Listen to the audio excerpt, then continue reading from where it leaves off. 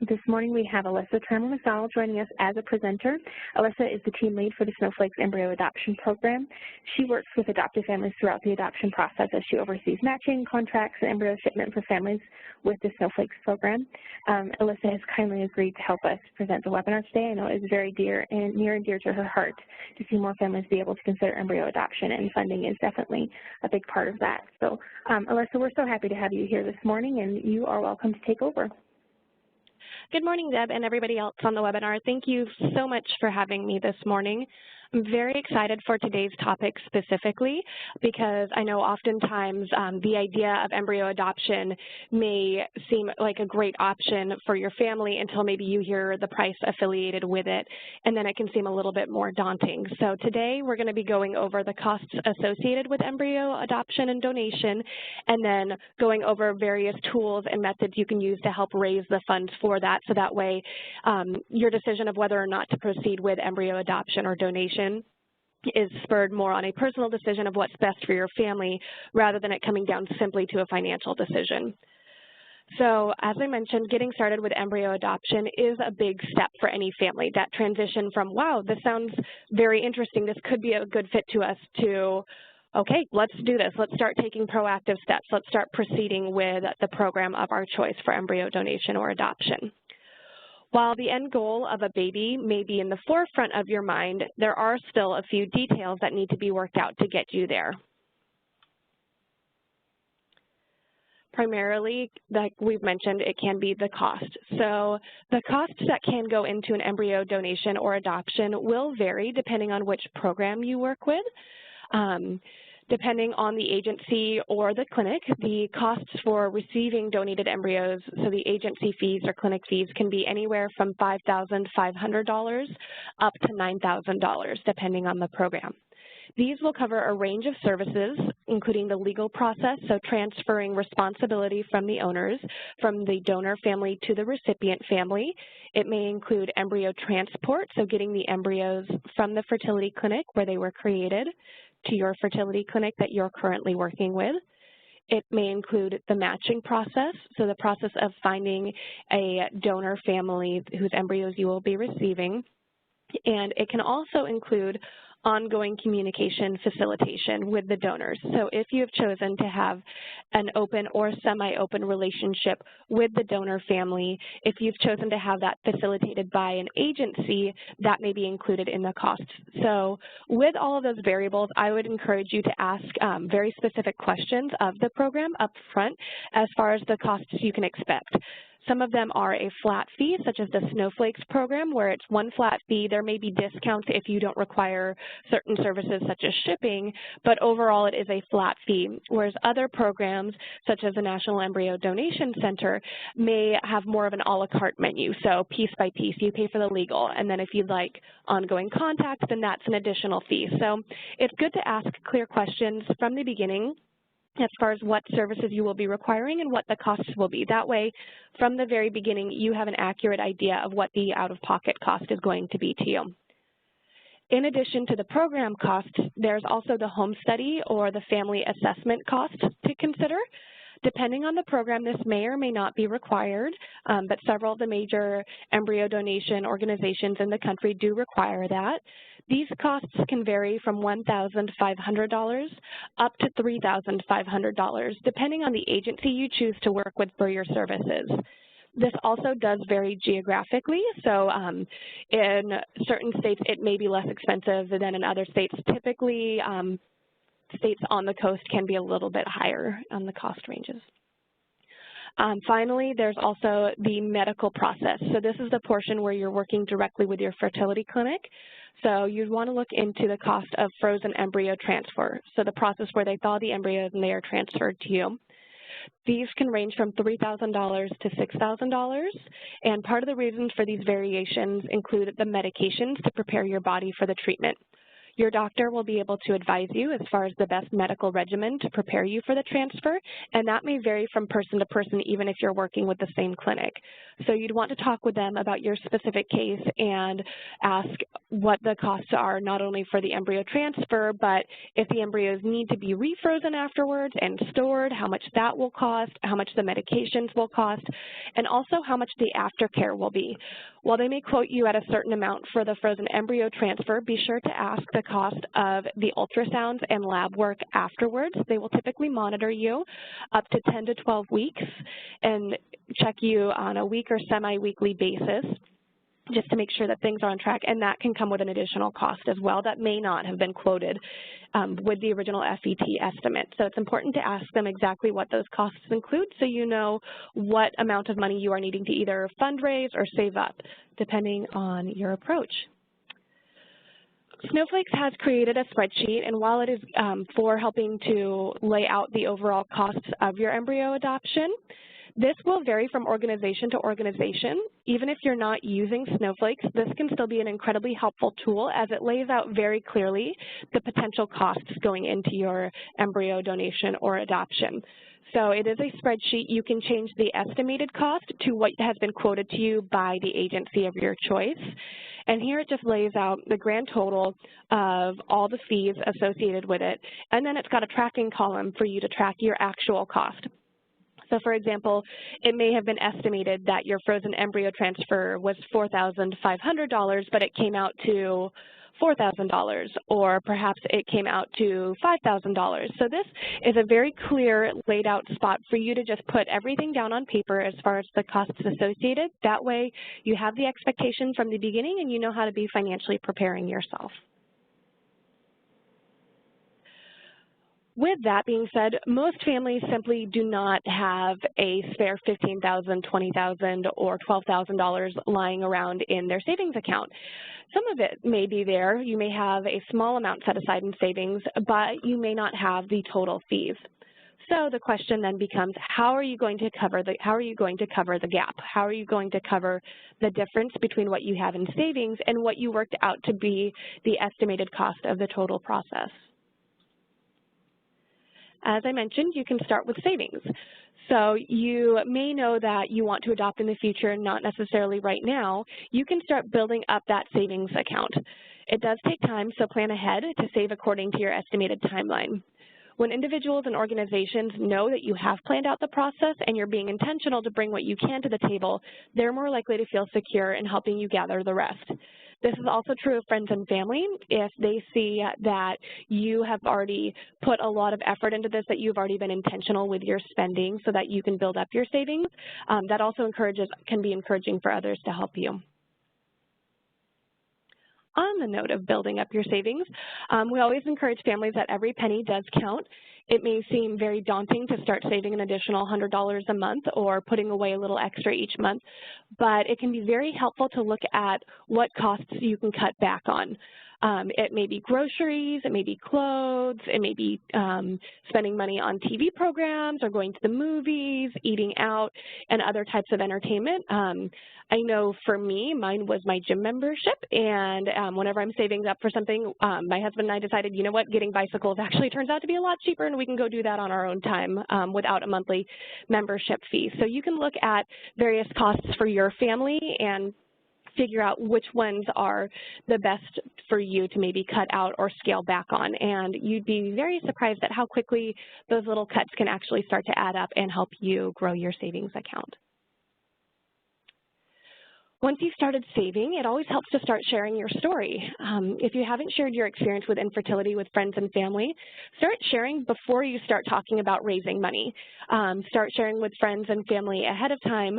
That will help prepare individuals to just know what's going on, and it helps them become emotionally invested in your goal.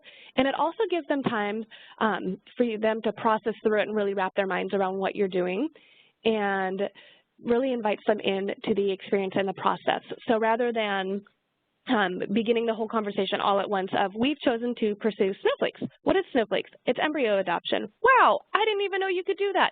Yes, do you have money to contribute to that? You can see how that's actually a very rapid progression, and it may be a little bit much for friends and family to take in all at once. So an important part of your fundraising can begin with just starting the conversation and sharing with them that you're thinking about this, just so that way they know what's going on and they have time to invest in your story.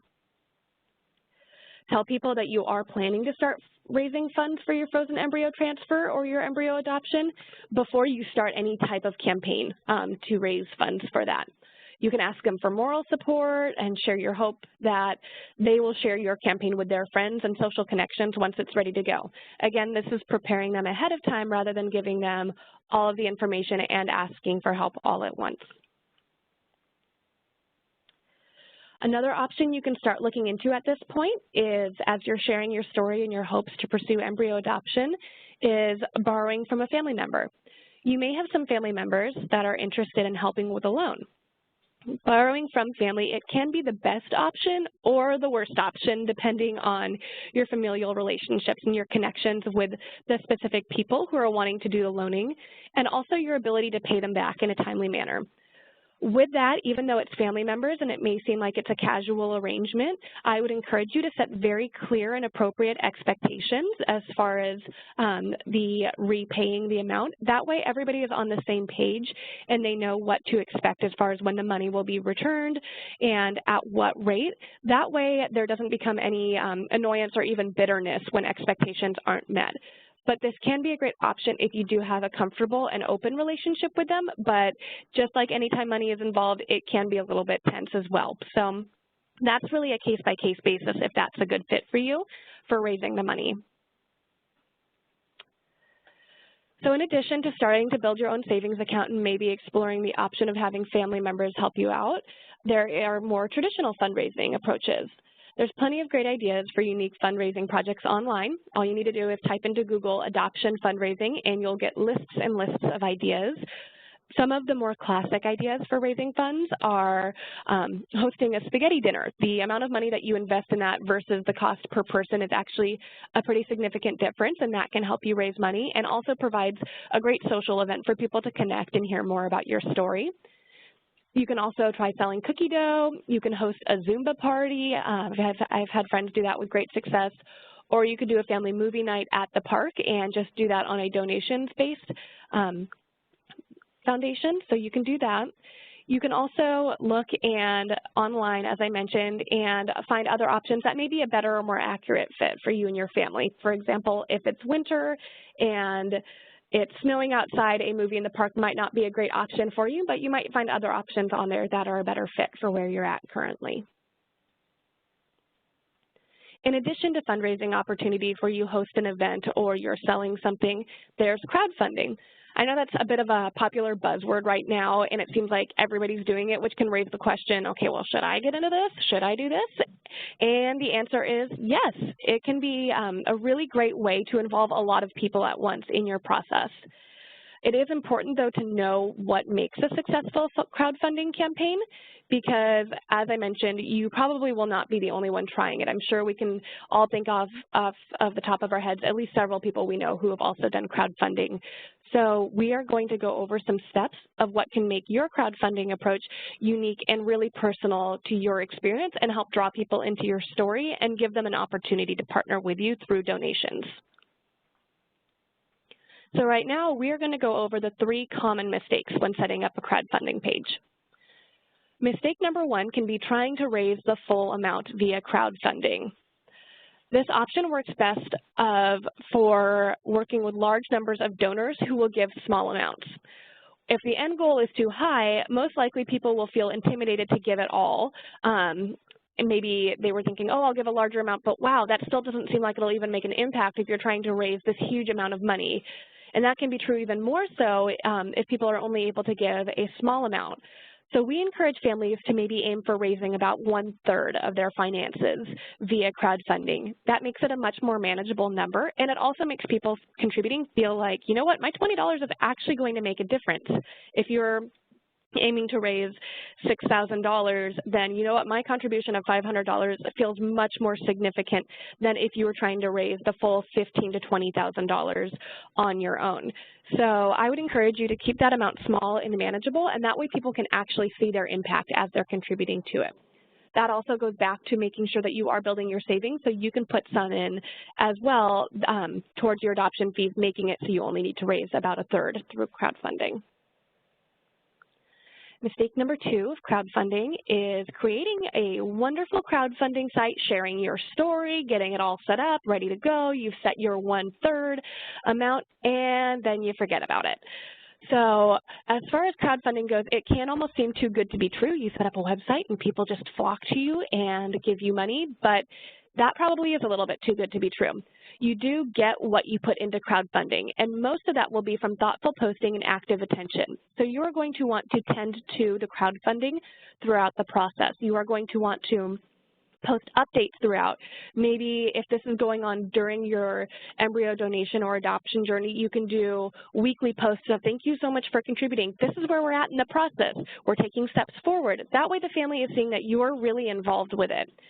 It also can be helpful to actually have some thank you gifts in place. So the third mistake can be forgetting to add a few tangible perks for larger donations.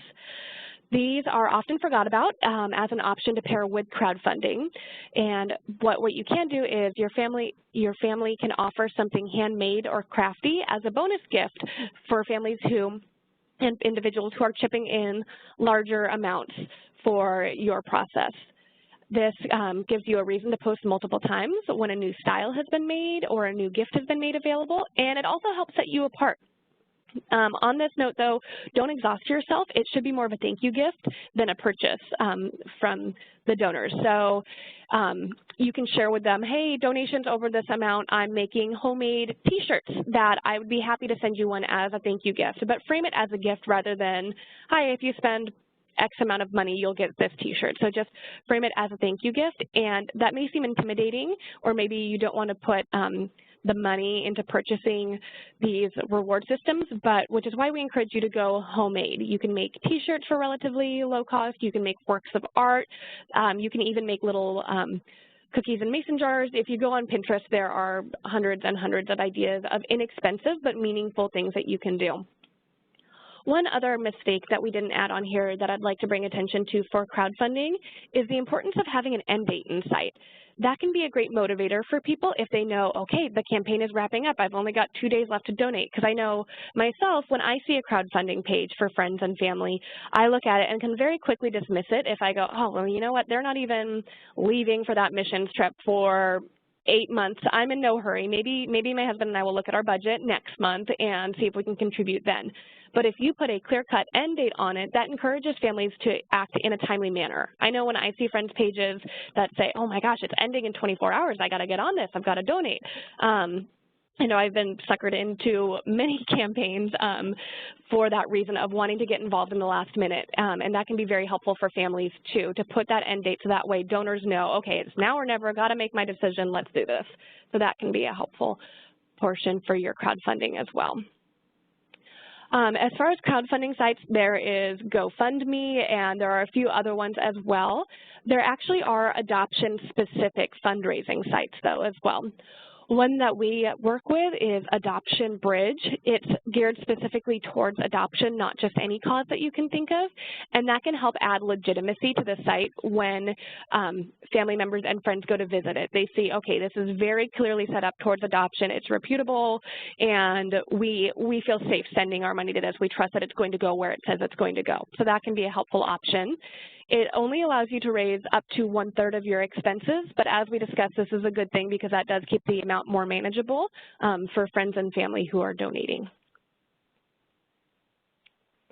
As far as significant donations go, you may be contacted throughout the process of, you know what, we just really feel very passionate about this process and we want to help you maybe a little bit more than a $20 donation or a $50 donation. If there's someone who has already let you know that they're interested in providing a larger financial gift, direct them straight to the agency that you're working with rather than the crowdfunding site. Crowdfunding is helpful for small gifts from a large amount of donors, but if you know it's a single person who is going to be making a significant contribution, I would direct them straight to your agency. This is especially helpful if you're using a crowdfunding site that charges a portion of the amount that's donated to use the site. This can be helpful to avoid those processing fees because the money is going straight into the agency. So we've been talking about donations from friends, families, maybe acquaintances, and maybe this whole time you're thinking, okay, well, why would people even want to help fund my family building? That's great if people have the support net, but what about my story is specific? Why would people want to join in and partner with me in this? And the answer is pretty simple. It's just because they care. They care about you in your journey. They may care about infertility or have been impacted by it themselves. They may be very passionate about adoption or about embryo donation, and they may be very passionate about life, about giving frozen embryos a chance to be born. It could be one of these things. It could be a combination of all of them, but either way, these things are very powerful motivations in choosing to donate. If you're picturing crowdfunding as a bunch of strangers, maybe you just post something up on the internet and people stumble across your page, that's not always the case. As I've been using the language of friends and families throughout most of this presentation, your primary donations will come from friends and family, social media buddies. If you have a blog that you've been posting about your fertility and infertility journey, you may gather interest there, and you may get a little bit more from friends and family's social connections, and maybe a few people that you don't know at all, but you may be surprised by how many of the donations come directly from friends and family. I know it can be very hard to consider crowdfunding. It can be a little bit daunting and overwhelming. You know what? It isn't the right fit for everybody. There are several reasons that it might not be the best option for your family. The first one can be that if you're very private and you're not comfortable with everyone knowing about your struggles and what you've been through. That can be a process. I know not everybody is open to just putting their story up on the internet, and there's absolutely nothing wrong with wanting to keep that more private. That just means that crowdfunding probably won't be the best fit for you because crowdfunding, by definition, is inviting people into your story in a very public way. So that might not be the best option for you if that's the case. It also might not be the best fit for your family if you and your spouse are very uncomfortable with asking for money from people that you know and people you don't know. I know this can be different from family to family, but that can be a stress point as well. So those are both valid concerns, and we are still going to go over other options for fundraising or raising funds for your embryo donation or adoption. So no fear if you are in those categories. We'll get to that in a few minutes. Going back to that idea, though, of being afraid of asking, you know what, that's something that most families and individuals aren't comfortable with, the idea of asking for help, whether that be financial, emotional, or other forms of tangible support. It can bring up a lot of fears for everyone, be it that fear of rejection, that somebody might say, no, I don't want to give money to that cause, or it may bring up fear of looking weak by the fact that you are having to ask people for help with that.